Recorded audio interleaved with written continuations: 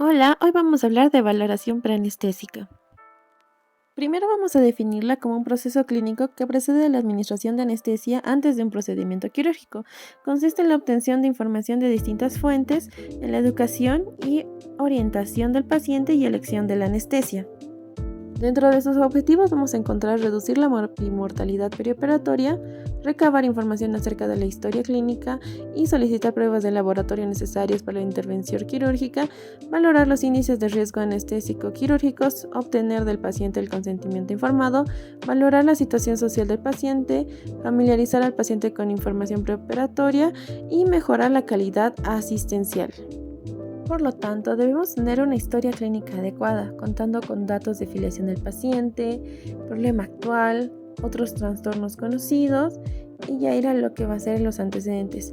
Intervenciones quirúrgicas, puesto de que necesitamos averiguar el tipo de anestesia que se le llegó a dar antes, la terapéutica actual. Esto nos va a ayudar en lo que sería la medicación del paciente, si es que tiene algún tratamiento previo para tener en cuenta y cómo se comporta el organismo sin la medicación. Ahora también tenemos que ver intolerancia a fármacos para revisar exactamente qué fármacos le podemos dar y cuáles no. Hábitos, alergias, puesto de que pueden existir lo que van a ser las reacciones cruzadas entre fármacos. También hay que tener en cuenta los antecedentes familiares, que estos nos pueden ayudar a tener una idea de qué complicaciones se puede dar, ya que esto puede ser algún rasgo genético o hereditario. Por último, tenemos que tener muy en cuenta lo que son los antecedentes gineco-obstétricos, solo en el caso de que exista un embarazo para evitar cualquier complicación o intento de aborto. Ahora observemos la parte de lo que sería el examen físico y lo que son maniobras. Ahora, al momento de realizar la evaluación previa a la anestesia o sedación, nos vamos a centrar en los siguientes puntos. Los signos vitales. Se debe realizar el examen físico general en el que vamos a incluir, como en este caso, la oxigenación, la correcta toma de la presión arterial, la altura, el peso, la frecuencia cardíaca, la frecuencia respiratoria, la temperatura y el índice de masa corporal.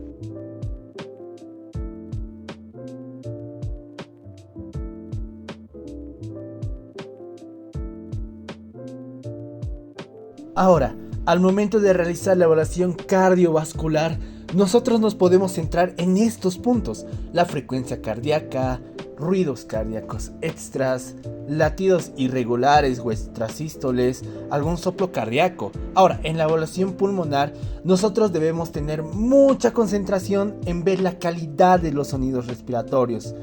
Además de que podemos notar o no notar la presencia de roncus, estertores o en algún caso algunas sibilancias. Al momento de realizar algunas maniobras podemos ver desde la dentadura. Procuramos que el paciente no presente dientes rotos si hay carillas o coronas.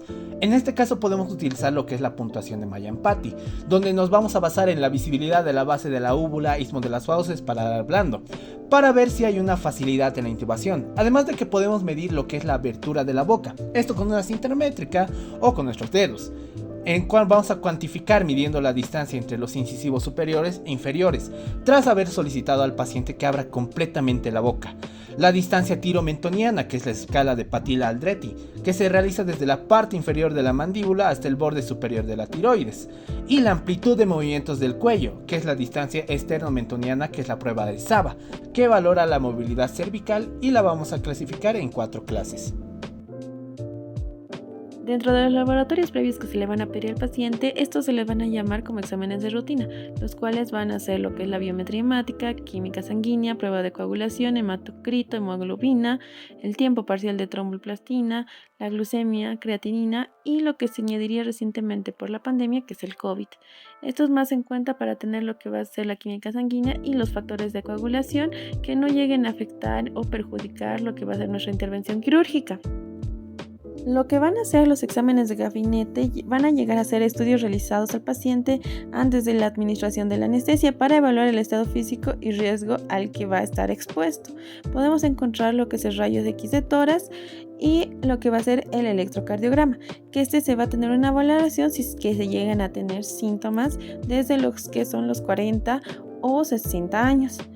Ahora, estos estudios de gabinete se los van a tomar a veces como un gasto, pero podemos tener en cuenta lo que va a ser la ecografía en casos de que haya alguna implicación de la hemodinamia dentro del paciente, como ser la IFAS y la FOCUS. Hablando de la clasificación, ASA es una escala de 6 categorías y se usa ampliamente para evaluar la salud general preoperatoria de los pacientes. Es un sistema simple, basado exclusivamente en la evaluación clínica. Tenemos desde el ASA 1 hasta el ASA 6. El ASA 1 es un paciente sano, no fumador, consumo mínimo o ninguno de alcohol. El ASA 2 es un paciente con enfermedad sistémica moderada. Ya es un paciente fumador, con algún embarazo, índice de masa corporal del 30-40, con diabetes mellitus tipo 2 o hipertensión arterial sistémica controlada, sin limitaciones funcionales. El ASA 3 ya es un paciente con enfermedad sistémica severa. En este caso ya existe una limitación funcional importante, una diabetes mellitus, una hipertensión arterial descontrolada, EPOC, índice de masa corporal mayor a 40, hepatitis activa, abuso de alcohol, entre otros.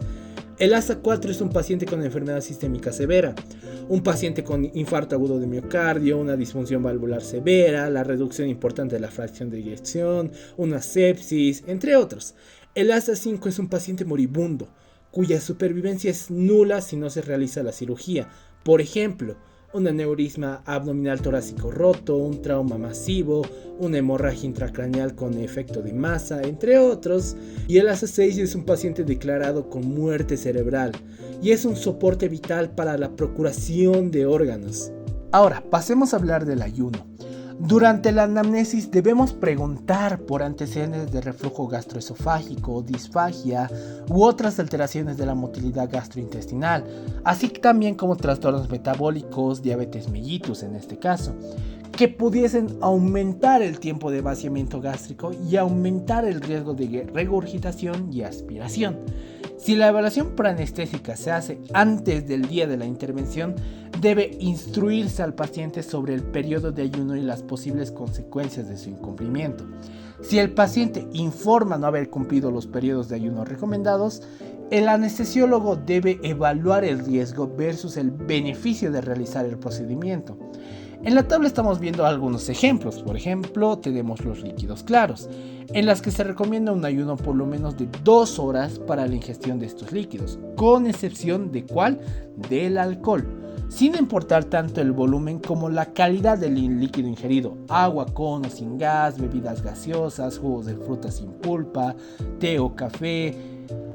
Ahora, hablando de frutas con pulpa tales como ser duraznos o manzanas, se da un tiempo de ayuno de 4 horas. En alimentos sólidos como carnes rojas, legumbres, fibras, se da un tiempo de ayuno de 8 horas. Ahora, por ejemplo, demos algunos otros ejemplos. En caso de que nuestro paciente haya comido un sándwich más una gaseosa, se da un tiempo de ayuno de 6 horas. En cambio, si nuestro paciente ha comido un té más una galleta de agua, en este caso, se da un tiempo de ayuno de 2 horas. Al momento de pedir otros estudios, como en este caso un test de embarazo, en la cual la historia y el examen físico pueden ser insuficientes para el diagnóstico precoz del embarazo, a estos pacientes podemos ofrecer la posibilidad de realizar un test de embarazo, sobre todo en mujeres en edad fértil, en el que el embarazo pudiera hacer cambiar el manejo clínico o postergarlo, o en casos aún peores, cancelar el procedimiento.